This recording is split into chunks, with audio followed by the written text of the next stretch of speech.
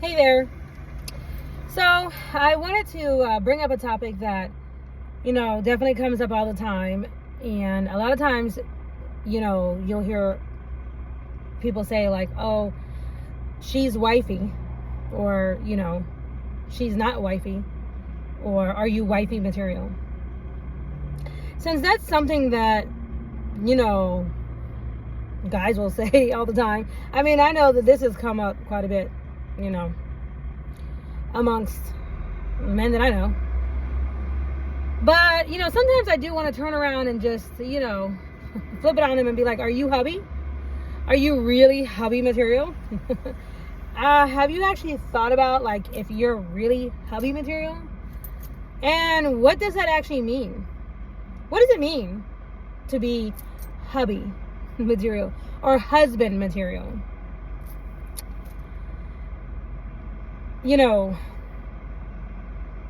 If you read your Bible and you know anything about Jesus Christ, we know that he didn't start his ministry on earth until he was 30. And, he was perfect. Jesus Christ was perfect. And he didn't even really start his mission, his main purpose in life until he was 30, which even as a perfect man, God must have somehow saw the reasoning in somewhere around age 30, he would be mature enough and experienced enough to fulfill his mission. And Jesus Christ was perfect. He was a perfect man. Now, I don't know about y'all, but I haven't met anybody perfect. I have not met any perfect men or women. I'm not perfect. And certainly the men that I have met are not perfect, okay? So, like, the likelihood of finding somebody perfect or, good husband material ready to complete his mission under 30, hey, it just depends on how mature they are and how groomed they are, how much experience they have under their belt and all of that, right? How much they want it. But likely not, right? So sometimes you're fortunate enough and you do meet somebody that you're super compatible with and you're able to grow together. And that's really good if you can do that. Like, that's really good. If you can do that, like, that's a blessing. That's a blessing if you find your lover, your soulmate early in life. Okay? But most guys that I know, most men that I know, it's somewhere after 30 that they start kind of like calming down and becoming more mature-minded. They start thinking more about their legacy. They start thinking more about their family or having a family. They start thinking more about, having children, like spreading their oats or, like actually, how big of a family they want, and like what do they want to leave to their children and who to do that with, So it's kind of like, yeah, most men I feel like are kind of like, they don't slow down until right around the 30. And that's maybe, that's just maybe, because even then it may not happen, and it depends on how they were raised, it depends on where they were raised up at, it depends on how their mother raised them, and all of that. I have known some men to be playerish, I mean, straight up into their 50s, 50s and 60s. And, they never stopped being, a rolling stone. Papa was a rolling stone. So it is something to think about, though, that typically I say, after 30, definitely around that point between 30 and 40, usually on average, I think. Now, if the man that you're thinking about or considering, I'm thinking like if I'm talking to a female right now, but like if the man you're thinking about getting with, if he never saw in his household what a good relationship looks like between his mother and a father, if he never saw it from somebody, and if he hasn't actually looked into that and studied it and like actually prayed for that and was very on purpose with how to show up as a husband, if he didn't have humility to even know that he might not fit the bill, then, it's really just luck of the draw. It's a 50-50 chance. You might get a good guy, you might not. I mean, because I find that the men that are very good husbands, are very on purpose. Just like the women that are good wives are very on purpose with choosing to be a good wife or a good husband. So if you are on purpose with that, and what does that mean? For a lot of us, I know for me as far as being a good wife, but even as far as like when I think about my dad, as he was a good husband, he was a good example. He was very on purpose with his relationship with God. He was on purpose with understanding the man's role, understanding his biblical role as a Christian, and he was very on purpose with knowing his mission. Meaning, my dad had opposition on his side of the family with marrying my mother.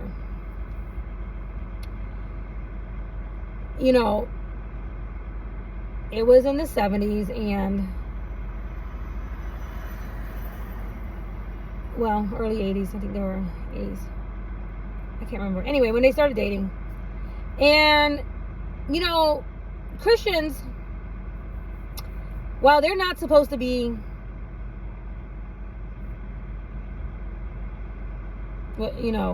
racist, a lot of times people can let their insecurities with dealing with another nationality or whatever kind of get the best of them, even if they are Christian and they know they're not supposed to. So while a lot of times people would admit that they don't want their black son to marry a white woman, because they're Christian, they don't want to admit that.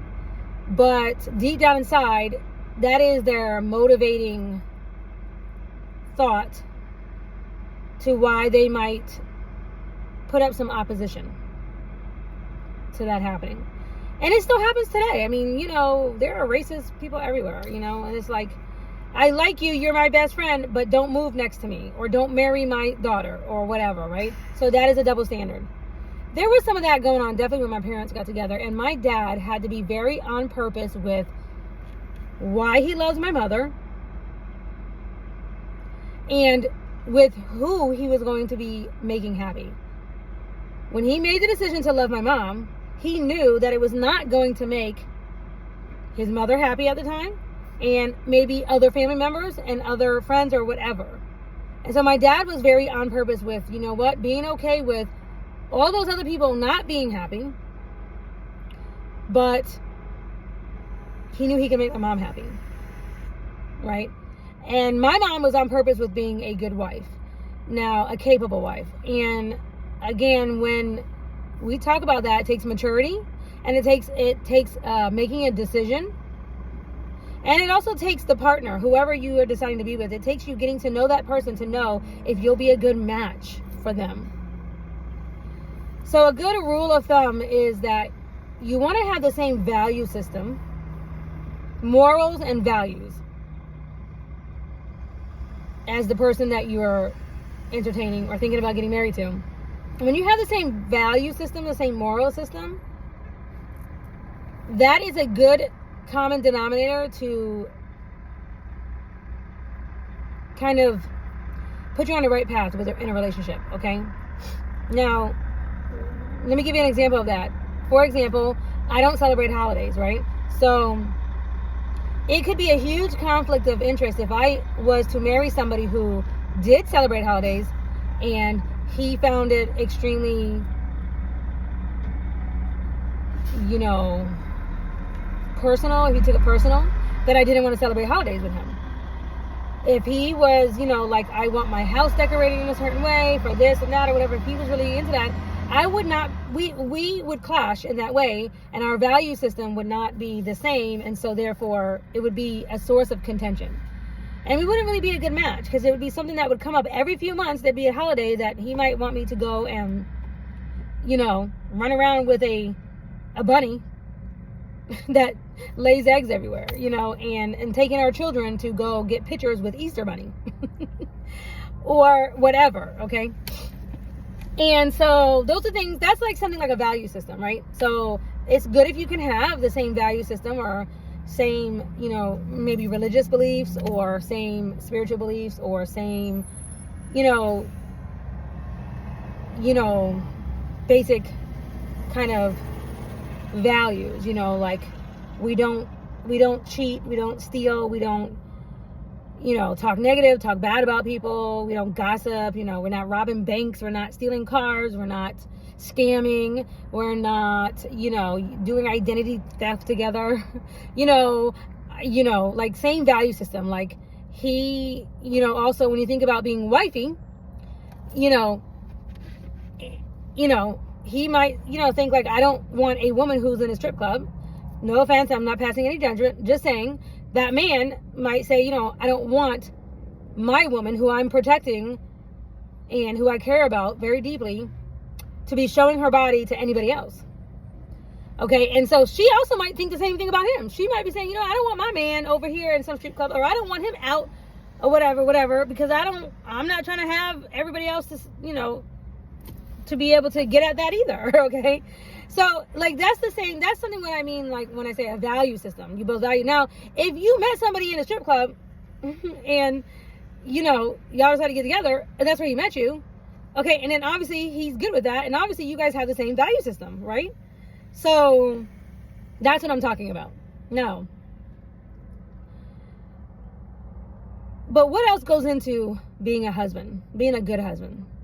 Number one, I think the very first thing, number one, is you yourself as a man, knowing yourself enough to really know what you're capable of providing.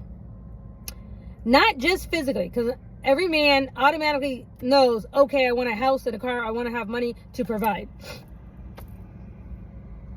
Which all of that can be taken away at any moment, right?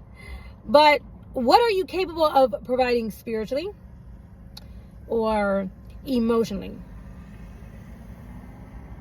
Are you able to provide emotional stability? Are you stable emotionally yourself? Are you emotionally stable?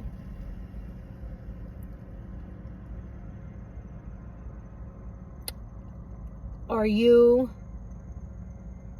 not sure of yourself so much that you have to seek outside guidance for a lot of things? Like you have to go check with your boys for this or that or this or that, for all kinds of advice.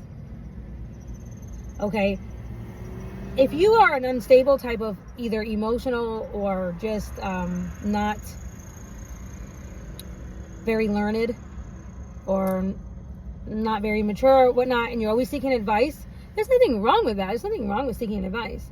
Once you get to know yourself and you get to know God, or if you're a Christian, or if you're not, that's fine. But, once you get to know yourself enough, okay, you kind of get to know what you have to offer.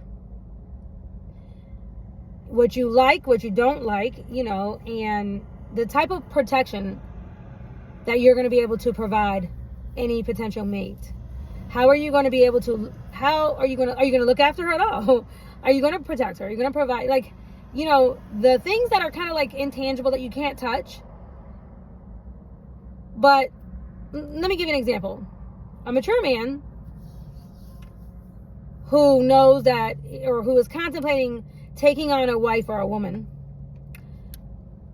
in his household, gonna claim her or whatever, he is also responsible for protecting her and looking after her. Okay, that means he's gonna be thinking about her safety. Like, when she gets to her destination, he is calling to see if she got there safe, or texting, did you get there safe, or where are you at right now, or what you need, checking her tires, making sure she has good tire pressure in her car, checking her gas and checking, like things like that, checking to see,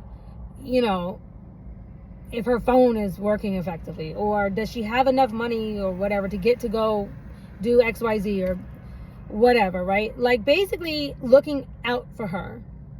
Okay, that would mean that you, A, are doing that for yourself, and B, you're not selfish and self-centered enough so much that you are not thinking about her, right? Because you need to be able to think about her and also any potential children that you may have. if you have children, now you also have to look out for their needs and for their best interest. Okay. And so that's what I mean when it comes to that. Now, my father was a very good example of that. He always made sure before me and my mom went on any road trip or went anywhere. I remember him. My dad was like, no, we got to get the brakes checked. We have to check the tires and, change the oil and whatever. My dad was also a firefighter. So protection and safety was like, whoo, he was high in those charts. Okay. And I appreciated that about my dad, My second husband was also, Travis was good at that. He definitely, we grew into each other, and he definitely, grew into that for sure. He was young. He was under 30 when we got married. My second husband was good at that. Yeah, my second husband was very good at that. He was very high numbers when it comes to protection and looking out, for his family, all of his family. He's very good at that. It's definitely one of his strengths. Okay, police officers tend to have very high numbers for, protection. Now, what else makes somebody hubby material? Okay, for me, really, number one thing is loyalty. Like, loyalty is number one. Loyalty. Then I would say very close second, and I mean almost at the same, is protection for me. Loyalty and protection, covering. But loyalty in particular, there's different ways that you can be loyal. I know what everybody's thinking off the bat is like, hey, don't cheat on your girl. Don't cheat on your wife, right? Definitely, that is a very disloyal. Definitely. But besides that, there's other ways of being disloyal. One of them is, maybe talking bad about your wife. I mean, I know you wouldn't want your wife to talk bad about you, right? That's kind of like disloyal. If you come home and you hear your significant other talking about you in a negative way to somebody, you would question their loyalty to you, right? You would question their loyalty. Also, being loyal in circumstances, let's say, for example, if you're a hubby, your mother doesn't like your wife. And in circumstances where you guys all have to maybe be together or meet up, gathering functions, things like that, excuse me, and your mother doesn't like her, your wife is going to expect you to be loyal to her. So when mom, especially if she's narcissistic, gets out of control, or wants to say little things or put little jabs to your wife, your wife is going to be looking at you like, hey, you going to let her do that you going to let her talk to me like that? Or are you going to just allow this? But not just even, let's say your mother, but anybody. I mean, really, truly, anybody. That is another way of being loyal. Loyalty is definitely key. I mean, loyalty is, you want to be loyal to your family. You really want to be loyal to your family. Okay, so I have pulled up a list, though, on Google, just to see what else would be on the list. I know for me, the things I know for sure, someone who is very hubby, yeah, he's protective, but he also has foresight. That's not on the list, so I don't know if it is or not. I haven't actually looked at the list. I just pulled it up. But foresight, a man that could kind of see danger before it even comes. That is called foresight. And that is part of leadership ability and comes with maturity too. And for me personally, because I wasn't raised, I was raised in Florida. I wasn't raised like downtown in the city kind of thing, like on the streets or anything. I'm the type of person that I respect, and I very much value a man who, keeps my head on the swivel, keeps me looking out or whatever, or at least is doing that for me. Okay, because I don't tend to, I feel like I have a very good heart. I feel like I have a loving heart, and I feel like most people I just think most people are that way, and the truth is I know they're not. But I never like to I don't like to just see people negative right away. I always give people the benefit of the doubt. But it's good when I have a mate who is like, you know, not quite like that for me, and he understands, and he kind of looks out for me like that. Like, he has my back, and he understands, like, you know, I'll give you an example. My second husband was always big on, you know, what side I kept my purse on. And also, you know, where you keep your money on your body. And he used to always like, keep your head on the swivel, look out, whatever. He was good at that kind of thing, right? So, yeah, that was a good thing. So, for me, I definitely appreciate that. Definitely appreciate that. I definitely appreciate loyalty. And also, you know, like I said, not being loyal on all the other ways, like not talking bad about your significant other, and also when you're in front of others, making sure that you're standing up for her. And I know, even for me, like, I feel like that's also, for me, I can be loyal that way and stand up for me. I mean, it just depending on the situation, right? But there's, those are other ways that you're loyal to your mates, okay? Now, let's see, on the list here, it talks about, these are the, it says key characteristics. Let me read the paragraph. It says, a good husband is someone who demonstrates qualities like respect, open communication, trustworthiness, shared responsibilities, emotional intelligence, loyalty, and commitment to supporting his partner, actively listening to her needs, prioritizing the relationship, definitely, essentially treating her as an equal partner. So, yeah, prioritizing the relationship. I definitely can see where, you know, this is something that it never goes away. So if you think once you get married that you can just drop all the things that you did to get the woman, and by prioritizing her and looking out for her and doing for her whatever you did, then that's going to likely lead to divorce. It's going to likely lead to divorce, because nobody wants to feel taken advantage of or feel like, yeah, you know, he just takes me for granted now because we have a piece of paper. She's, you know, mandated to stand next to me or be in the same house as me. Nobody wants to live in a life where they feel like they are in prison of any kind. Okay? So no, you just can't treat her any kind of way. No, not after you get your papers. You still need to continue these type of things. And it is very true. Prioritizing the relationship. That means there may be days that you don't get to watch your football game. Now, depending on the relationship that you have, or depending on what it is, I mean, when I say that, I mean, she may not care. I mean, like me personally, I don't care nothing about a man watching his football, basketball, whatever.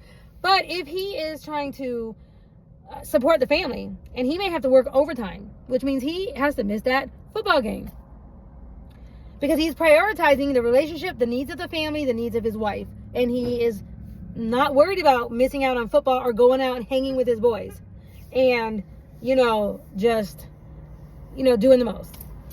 Okay? You're prioritizing your family. That also means making sure that she's happy as well as the family. So it's like, if you're used to going out and hanging out at all nights, all time of the night, you know, late night or whatever, smoking and drinking and just doing the most and running around and looking at women. If you are bar hopping and, you know, strip club hopping and doing that kind of thing, I would say you're probably not husband material. You might not be ready, okay? Because there isn't any woman that I know of who is going to want a husband who is going to do that. Most women want a steady Eddie man who is going to come home every day, bring home the bacon, you know, whatever, and being protective and prioritizing her and the needs of the family, working and doing those types of things, not wasting money on addictions, any kind of addictions, and whether it be gambling addictions or sex addictions and porn and, you know, having a million OnlyFans. Okay? And that's no judge, because, you know, I have people tell me all the time to go on OnlyFans and everything to do my makeup, and I'm like, no, I'm not, because I'm not going to be naked doing that. And I know that you could do it. I know people have OnlyFans for lots of things and everything, but for me personally, I don't need fans. Anyway, so, you know, like, a woman wants to make sure that you're not over here subscribing to following around a bunch of women who might be, you know, throwing themselves at you, or, you know,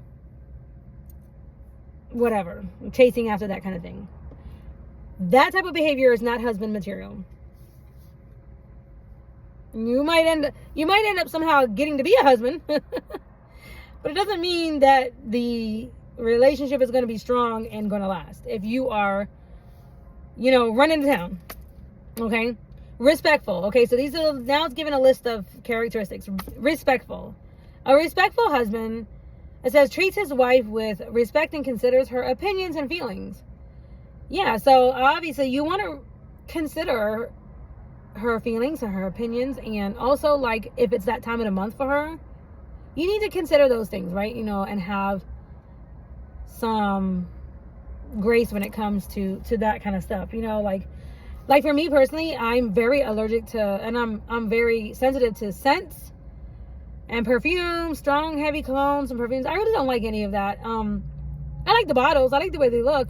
I love to give them as gifts, but I can't handle the scent most of the time now. I can handle some lighter smells, and I also can handle, like, those pheromones, like the true, whatever, a little bit of that. But for the most part, I'm more into the way a man naturally smells, you know, his natural pheromones, right? But it bothers me.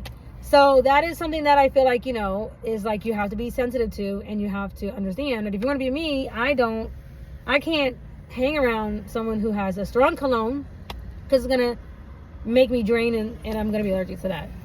So that is something that you want to be respectful of, whatever her needs are, right? Whatever she has. Maybe she's sensitive to other things, to bright lights, or, you know, eating a certain way, whatever that is, being respectful of that, right? Communicative, okay? Communication. Openly shares thoughts and feelings, actively listening to his partner, and listens. That is big for me. Active listening is communication, and that is big for me, to have a partner who is an active listener, because I like to talk. So, you know, an open communication and sharing thoughts, and saying I love you, and meaning it, and saying it. Me and my first husband had a rule, and this is something that I really loved when we started doing this. We started saying, now every time in our mind that we thought I love you, whenever we thought to ourselves, wow, I love you, or I love you, whenever we were thinking like, oh, I just love you, or I love when you do that, or whatever, it was like something that we said we're going to make it a point to express, so that we can actually hear how many times we were actually thinking I love you. And that is not something common, that most men come by that, but I promise you, if you implement just speaking out loud every time you think I love you to her, she will appreciate that. She will appreciate it, because most men I know want to say I love you one time a year, or something, like on your anniversary, and be like, here's your flowers and I love you, and now don't forget and remember that for the next year. And it doesn't work like that. Women don't work like that. Women don't operate like that. Women like to hear it. Honestly, I never not like hearing it. I never say, that's enough. I mean, I don't need any more love. I mean, come on, you know, what man says, okay, it's the same thing as every man that I know. Most men love when a woman touches them and rubs their shoulders, or, you know, is, you know, rubbing, you know, whatever, holding their hands, or whatever, their head, neck, whatever. Okay, and what man is going to say, okay, that's enough, stop touching me, never, I don't need any more touching, unless they're mad at each other, okay? But we're just saying in general, like, when is a man going to be like, no, don't hold my hand, or don't, you know, rub on my arm, or whatever, don't do that. No man is, any man I know, all the men that I know, they love having physical touch. So they're never like, that's enough, don't ever touch me, or that's enough, you hit the max for the day. No, right? It's the same thing. Same thing for women. Same thing, okay? Trustworthy, being reliable and keeps his promises. That's big. Don't overpromise. It's better to underpromise and overdeliver. Much better to do that. My parents taught me that. I learned that many years ago, definitely. Being supportive. Oh, this is really huge. Being supportive is really huge. Encouraging your wife, her goals, standing by her during her difficult times. That's what it says. Supportive. Encourages his wife's goals and stand by her, stands by her during her difficult times. Yeah. So whatever your wife's goals are, if she has a goal, a job or something, whatever she's starting to support her in that, to support her in what she's doing, to be into whatever she's into. And if you can't support her or you don't want to do that, then you should maybe think twice about A, if you're husband material, or B, if you've got the right woman. If you can't support that she makes gift baskets, if you can't support that she does makeup, if you can't support that she wants to upload videos and talk and share or whatever, her knowledge about this, that, and the other, if those are things that, bother you, that she has other hustles and that she has other goals and other aspirations or whatever, if you can't support that, she's either the wrong one for you or you're not husband material. Truly. Because no woman wants to feel like she's not supported by her man. Absolutely. I don't know a woman who says, yeah, I want to be with a guy who's not going to support me. No. Just like a man wants to be supported in whatever his aspirations are, whatever he's doing, right? You want that woman to be by your side to help you with your goals. She wants the same thing. She wants that same support. Okay, it's a two-way street. It really is. It's really a two-way street. Okay, anyway, shared responsibilities. This is big when it comes to the kids, and even if you are co-parenting, let's say you had children and you never got married to the mother or whatever, and you have children together, okay? So when you co-parent, stick to your promises, whatever that is, stick to the promises, stick to the agreement, whatever the agreement was, right? Still be there for your kids or for your children. Still help share in those responsibilities. If you are married or you are in a household together, share the household responsibilities. Everything. There's a lot that goes into running a household. And so it can't all fall on one person. When it falls on one person only, that is when you are unevenly yoked. The Bible talks about being unevenly yoked. People think that just means in having different religions. No, actually it doesn't. When you look up the yoke, and when you look that up and what that actually represented in Bible times and what that actually represented, it's work. It actually the yoke is the load. It's the load of the family. Just like the yoke was the long wood balancing stick that the oxen would have around his back as he went to till the ground, to till the garden and whatnot, okay? And that was the yoke. And it was used, and it kept things balanced. It couldn't, when you're unevenly yoked, it'll look like this. And you can't get work done effectively. If one side is heavier than another, or if one person is doing the majority of the work, then it's going to look like this. It's going to be unbalanced. You're unevenly yoked. That's actually what that means.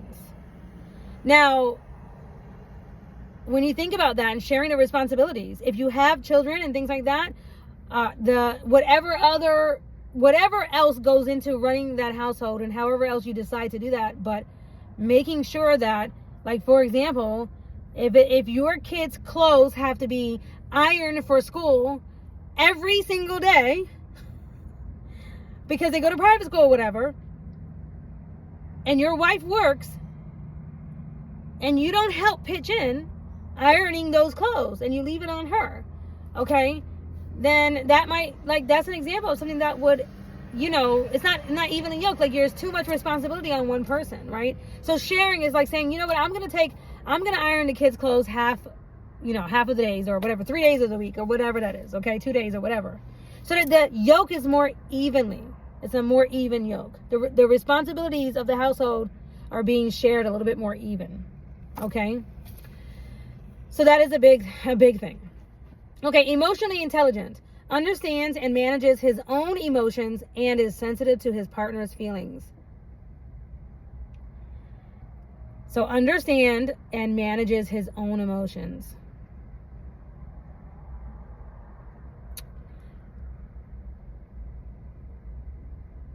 There's a level of maturity that goes into that. Number one, if you are a very codependent person and you have only ever lived with people, you've only ever lived with your mother, and then you went right into, you know, and you never had a chance to be by yourself or whatnot. You've never had a chance to be quiet, to hear yourself think, to learn yourself. Or if you get high all the time, if you are always high, if you're always smoking, drinking, on drugs, and your mind, your brain is clouded and dumbed down. Basically, you're dumbed down. That's what that is. When you are smoking and you're high too much, you're drinking too much, you know, whatever, weed, drunk, whatever, you'll make bad decisions when you're high or whatever, but also you'll never clear-headed enough to think yourself, to hear yourself think, right? And that actually affects your brain. It affects you, and it will give you mental instability. Being on drugs for too long, I don't care if they are prescribed or not. Certain drugs, certain things, opioids especially, lower tabs, Percocets, all those ones that people take. Okay, you have to be very careful about substances and things like that that will really affect your mental stability. Now, we're already imperfect. As humans, we're already imperfect. So when you cloud your judgment with weed, smoking and drinking and getting high, and, you know, things that affect your brain, you are literally dumbing yourself down, and you are taking yourself, it's like you're not leveling up, you're leveling down. Okay? You are leveling down. And you're not learning how to manage your own emotions. You are using a substance to manage your emotions. Okay? You won't know if you can manage your emotions if all you do is smoke them away. If every time you get into a heated argument with somebody, a family member, your wife or somebody or whatever, they make you mad, and all you do is ghost them by slamming the phone down or walking out of the room and leaving and going to get high, that is not managing your emotions properly. That is immature behavior. That's definitely not husband material. Okay? And if you can't manage your own emotions without substance abuse, then you are going to have a hard time managing anybody else's, especially helping your children as they get older, if you have children, to show them coping skills. Now, this is another point to this, that my parents used to always say when they would sit and talk to me for hours on and work and trying to work with me on whatever problem I was having, whatever I was going through, or whatever punishment I needed or whatever, my parents would say things like, you know, here's your toolbox. And inside of your toolbox, you have a different tool for different things, right? You have a hammer, you have a screwdriver, you have a tape measure, you know, the nails, you have different things inside of a toolbox, right? But each tool is used to fix a particular problem. But if your toolbox is empty and you show up to work with an empty toolbox, what are you going to fix at that work site? What are you going to do with an empty toolbox? If you open up your toolbox and you realize there's no tools in there, how are you going to fix your problems? How are you going to fix whatever needs to get fixed? If you had parents growing up who didn't take time to help you develop tools, emotional tools, ways to cope with your emotions outside of substance abuse. Maybe you grew up with a mother or a father that's all they did. They got angry and mad and they decided to drink. They decided to pop a pill, or they decided to shoot up, or whatever they did that was basically still not coping, but that's what you saw. And so you might think that that's normal, but it's not. Substances is not a tool that belongs in your toolbox. That is codependency. That is leaning on something else to take away the feeling so that you're not having to actually manage it. If you're going to be a leader of your family or leader of any type, a good leader, a part of being a good leader is understanding how to manage your own emotions, but also understanding that other people are going to have their feelings and emotions, and it is okay for them to have feelings and emotions, and that there's going to be issues and things that come up. You can't avoid as a leader, you will never be able to make everybody happy. Never. But you can choose to make maybe one person happy, which is like your wife, right? But as a leader, you know, you will never be able to make somebody happy 100% of the time, because even if you are the husband and you can't make her happy, let's say you do have to make a decision that is not going to make her happy, but you know it is for the best long term. Like, let's say you have to work out of town for a few weeks, and she's not going to be happy because she's not going to be able to see you. But you know that if you do that, you make that sacrifice, you're going to make, you know, $50,000 or whatever more than if you stayed in town. That's a sacrifice, and you decide to go ahead and make the decision to do that, right? Okay? So sometimes you can't make everybody happy, but if she wants to wild out and go crazy or whatever, like, you have to have some skill set to be able to manage and help her with her emotions. How to help her feel safe and secure with you being gone out of town for a few weeks or whatever. Okay? That's what I mean.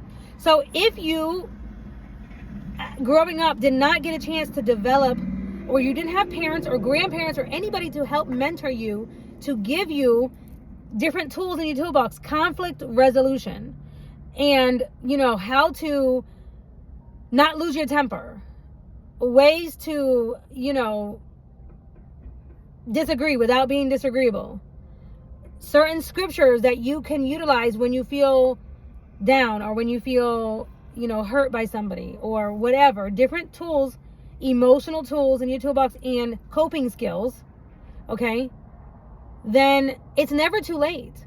It's never too late to grow your character, to learn what is good character, what is strong character. Find somebody that you admire in a man, in a leader, and research his qualities and try to emulate them. Try to adopt those qualities. Work on a different quality every week. Say, you know, this week I want to work on being on time. I want to work on being more, you know, stable, or making sure that I'm not telling little white lies all the time to my significant other or whoever, you know. Okay, those are important. That's very important. Not being a liar, being truthful and being honest.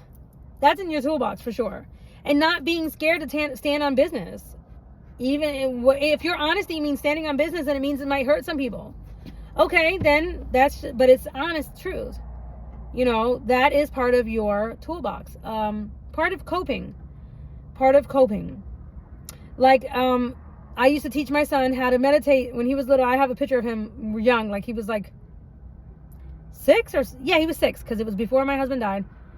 And I would tell him to count and to deep breathing through your nose and out your mouth. And he would have to meditate and be like, it was so cute because he was little, right? But he knew when he was feeling wild, because he was hyperactive as a kid, my youngest.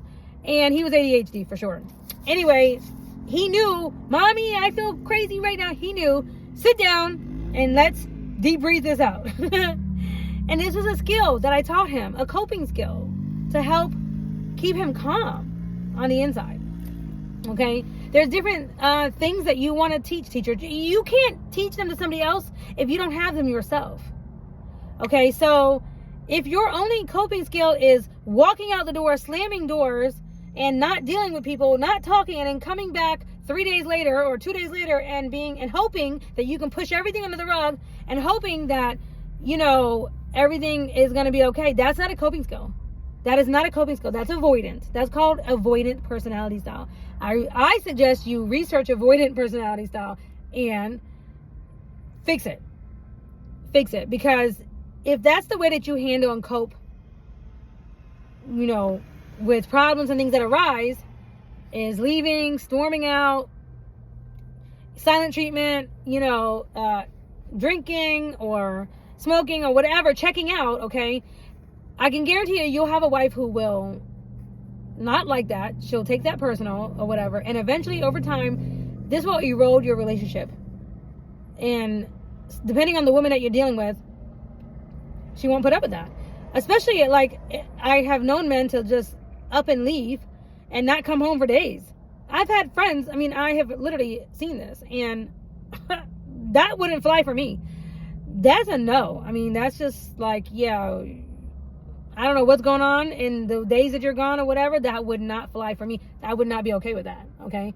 Maybe some women are okay, but it's still not a good coping skill. In fact, it is not a coping skill at all. It's not a coping skill. So whatever tools that you have in your toolbox, they're also going to be the tools that you pass down to your children. So you have to think about, what are you going to pass down to your kids? What are the coping skills that you want to pass down to your children? What are the tools that you want to give to them? Because if you don't give that to them, they're going to just pick up random things from the world. Okay?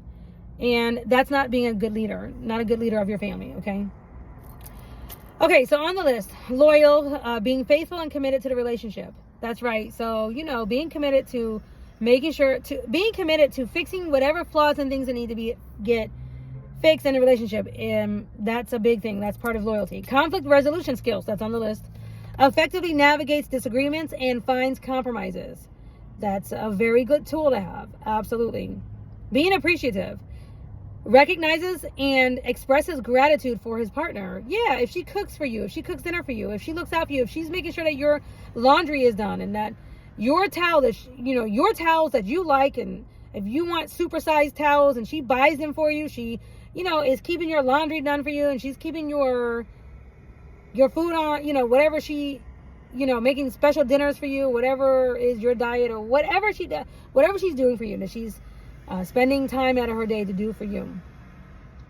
You need to make sure that you are appreciating that, just like you want her to appreciate what you do for her.